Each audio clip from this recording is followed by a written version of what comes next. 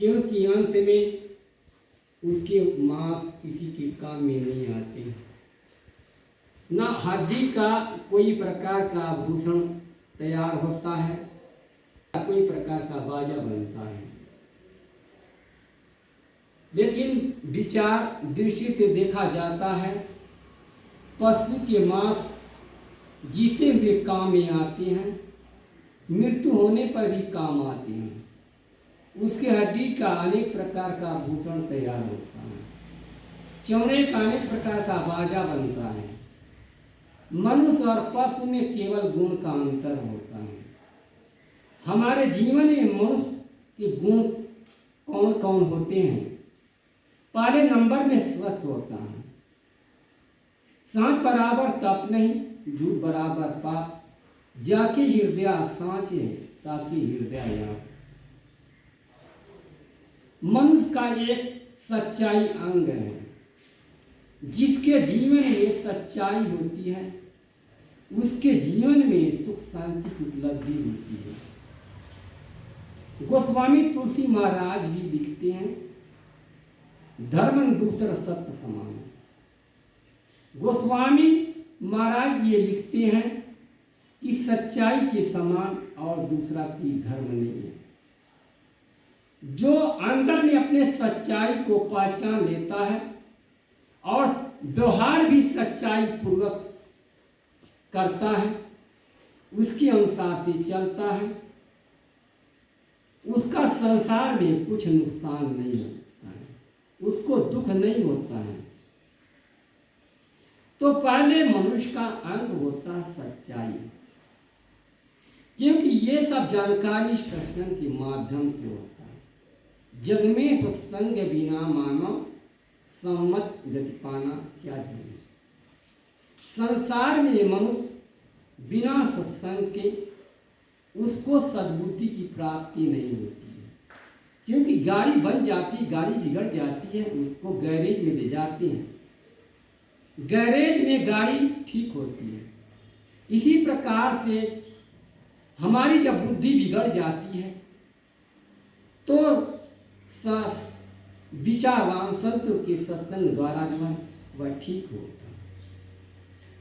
विचारवान संतों के सत्संग द्वारा मनुष्य के जीवन में क्या प्राप्ति होती है? सद्बुद्धि। व्यक्ति को सब कुछ प्राप्त हो सकता है लेकिन सद्बुद्धि की प्राप्ति नहीं होती है। सद्बुद्धि के प्राप्त न होने से मनुष्य का जीवन व्यर्थ में समाप्त हो जाता है।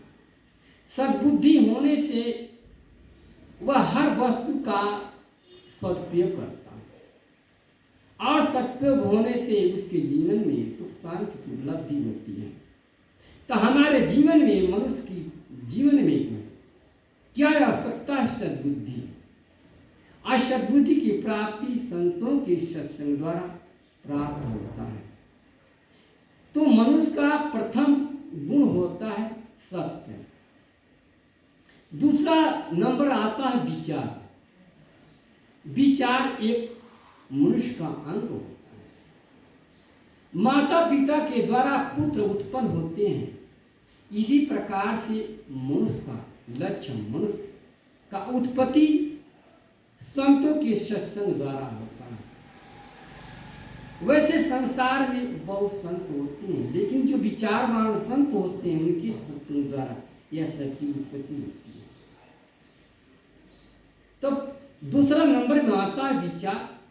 करहु विचार तो सब दुख जाई, परिहर झूठा तीर सगाई। विचार करने पर हमारे जीवन में दुख होता है, पीड़ा होता है। वह दुख पीड़ा समाप्त हो सकता है जब तक हम विचार नहीं करें, क्योंकि विचार परिणाम के द्वारा उसका ज्ञान होता है। विचार करते हैं तब परिणाम और ज्ञान होता है। विचार ऐसा जो है चीज होता है, जैसे हंस पक्षी निश्चित का निर्णय कर लेता, उस प्रकार से विचारवान दुख सुख का पहचान लेते हैं। दुख का परिणाम का ज्ञान होता है। बिना विचारे जो काम करता है वो बाद में पछताता है। बिना विचारे जो करे सो पाछे पछताए। काम बिगाड़े आपनो जग में मौत होता है। बिना विचार के जो काम करता है वह बाद में अपने मन में बहुत पश्चाताप करता है और संसार में उसकी लोग हंसी करते हैं, खिल्ली उड़ाते हैं। कहा जाता है गांव में पंडिताएं रहते थे। पंडित जी बाहर चले गए थे। पंडिताएं एक न्योला पार कर रखे थे। एक बच्चा था। बच्चा जो है घर में रोटी बनाई और रोटी बना करके पंडिताएं बच्चे को जो है सुला दिया जो है चरपाई पर, और चरपाई पर सुला करके पानी लेने चली गई थी। संयोग बस वहां एक सर्प पहुंच गया। जब सर्प पहुंच गया तो वहां न्योला जो है सर्प को मार दिया। उसका खून बह करके बाहर आया। बच्चा खेल रहा है और न्योला वहां पर जो है आराम से बैठा हुआ है। फिर उधर से पंडिताई पानी लेकर के आ रही है। न्योला जो है बहुत प्रसन्नता खुशी होकर के वो पंडितान के पास पहुंचा। पंडितान न्योला के शरीर पर खून लगा हुआ था। पंडितान समझी हमारे बच्चे को मारकर आ रहा है। पंडिताइन जो है घैली में पानी रखी थी, उसको उठा करके न्योला के ऊपर पड़ गया। न्योला मर गया। अब पंडिताइन आकर के दिखती है, खून तो बाहर निकला हुआ है। पंडिताइन जब फाटक खोल करके देखती है तो बच्चा खेल रहा है। आई सर्प वहां मरा पड़ा हुआ है। पंडिताइन अपने मन में बहुत पश्चाताप करने लगे। अरे मैंने तो बहुत गलती किया, बिना विचारे समझे नीला को मार दिया। तो बिना विचारे जो करे सो पाछी पछता। बिना विचारे कोई भी काम करता है वो बाद में बहुत पश्चाताप करता है। इसलिए सदगुरु कहते हैं करहु विचार तो सब हो जाए। विचार करने पर हमारे जीवन में दुख होता है, पीड़ा होता है, कष्ट होता है, तभी उसका निवारण होता है, तभी दूर होता है। तीसरा नंबर आता दया का। दया धर्म का मूल है, नरक मूल अभिमान। तुलसी घर में छाली। दया धर्म का मूल है, नरक मूल अभिमान। तुलसी दया में छाड़िए जो लकड़ में। गोस्वामी तुलसी महाराज भी लिखते हैं दया धर्म का मूल। धर्म कहते हैं पुण्य का। धर्म करने पर जो है आदि के जीवन में पुण्य होता, सुख होता, शांति होती है। दया भाव रखने से, दया भाव होने से सब प्राणी मित्र बन जाते हैं। हमारा कोई दुश्मन नहीं होता है, सब प्रेम करने लगते हैं। ये दया बहुत बड़ा धर्म होता है। तो दया जो है मनुष्य का एक अंग, जिसके अंदर दया भाव होता है उसके अंदर में हिंसा भाव नहीं होता। जिसके अंदर में हिंसा भाव नहीं होता है वह प्राणी उसके प्रति प्रेम भी करने लगते हैं और सब उसके मित्र बन जाते हैं। जो सज्जन होते हैं उनके अंदर ही दया होती है। जिसके अंदर सज्जनता नहीं होती उसके अंदर में दया भाव नहीं होती है। उनके अंदर में क्रूरता भाव कि सद्बुद्धि जो है ये दैवी संपत्ति का संपत्ति है। दैवी संपत्ति, आसुरी संपत्ति। कृष्ण भगवान कहते हैं कि दैवी संपत्ति, आसुरी संपत्ति, सद्बुद्धि जो दैवी संपत्ति के अंदर में है, जिसके अंदर में दैवी संपत्ति होती है वह प्राणी व व्यक्ति हमेशा सुखपूर्वक से अपने जीवन को व्यतीत करता है।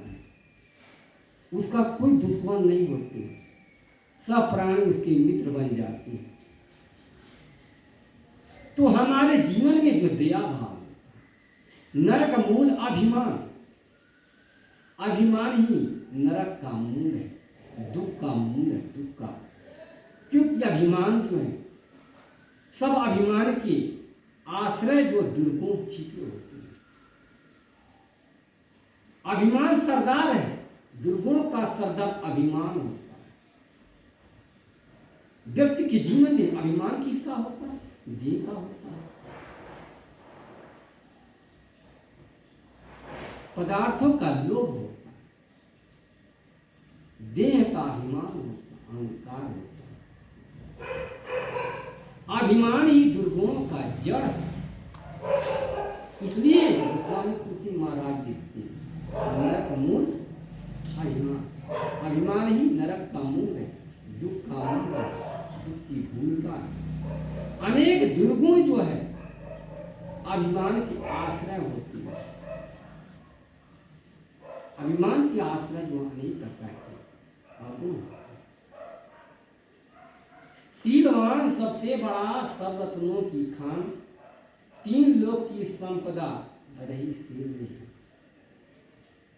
बाहर के रत्न होते हैं, बाहर के खदान अलग अलग होते हैं, लेकिन सब सद्गुणों का खदान शील होता है। शील सद्गुणों का भूमिका मूल है, और दुर्गुणों का खदान, दुर्गुणों का मूल अभिमान होता है। ये अग्नि का शुद्ध गुण शील होता है, अग्नि का अशुद्ध गुण अभिमान होता है। जो दुर्गुण होते हैं वो अभिमान के आश्रय होते हैं, और सद्गुण होते हैं शील के अंदर होते हैं। तो सब रत्न का खदान अलग अलग होता है। बाहर देखा जाए तो लोहा का खदान अलग होता है, चांदी का खदान अलग होता है, जस्ता का खदान अलग होता है, पीतल का खदान अलग होता है। लेकिन यहाँ देखा जाता है सब सद्गुणों का खदान शील होता है। इसलिए शीलवान जो होते हैं वो सबसे बड़े होते हैं। शील का लक्षण ही होता है नम्रता। जैसे पेड़ में फल लगता है, पेड़ झुक जाता है। इसी प्रकार से जो सद्गुण संपन्न होते हैं वह झुक जाते हैं। वही लक्षण है। बड़े का लक्षण शील होता है। वह दूसरे के अपराध को माफ कर देते हैं, ऊपर ध्यान नहीं देते हैं। लेकिन जिसके अंदर अभिमान होता है वह दूसरे के अवगुण को माफ नहीं करते। शीलवान होते हैं, उनके अंदर नम्रता होता है, विनम्रता होता है, सबसे लघुता बनी। लघुता से सब हो, जब द्वितीया को चंद्रमा स्नान सब हो। द्वितीया के दिन जो है चंद्रमा जो टेन होता है, जो चंद्रमा जो का प्रकाश होता है द्वितीया के दिन, शुक्ल पक्ष में द्वितीया के दिन सब उसके सामने अपना सिर झुकाते हैं। द्वितीया का चंद्रमा होता है झुका होता है, और पूर्णिमा जब होता है वही चंद्रमा, तो पूर्णिमा होने पर उसके सामने कोई सिर झुकाता नहीं। वो अभिमान का सूचक है, ऐसे सद्गुण का सूचक, शील का सूचक है। उसके सामने सब अपना सिर झुकाते हैं। इसी प्रकार से जो शीलवान होती, नम्रशील होती। तो शीलवान सबसे लघुता भली, लघुता से सब हो।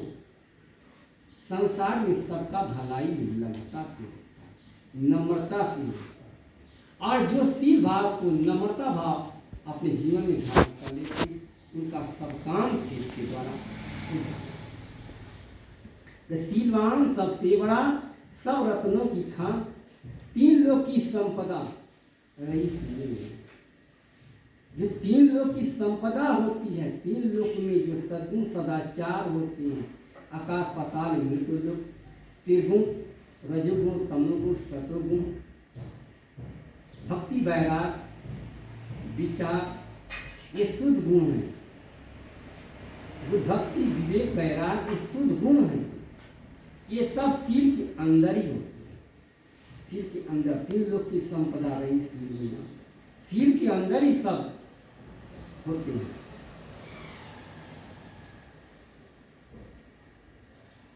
तो हमारे ये सील जो है मनुष्य का लक्षण है, दया मनुष्य का लक्षण है।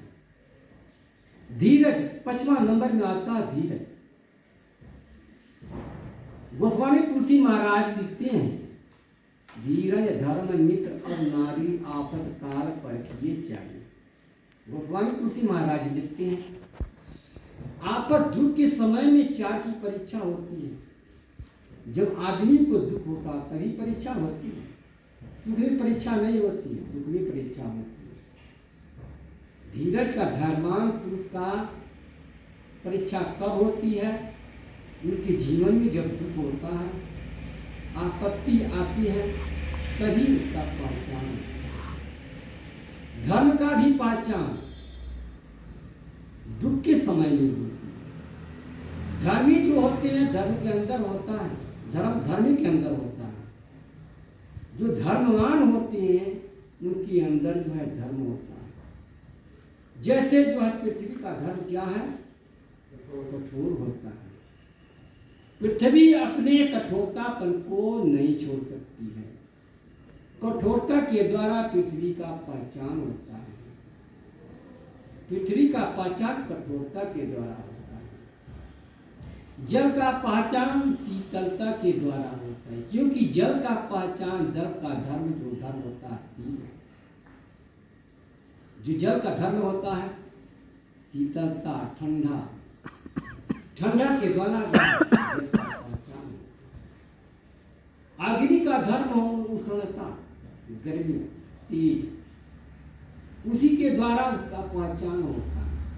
अग्नि अपने उष्णता को कभी छोड़ नहीं सकती, क्योंकि जो उसका कारण जो है सूरज है।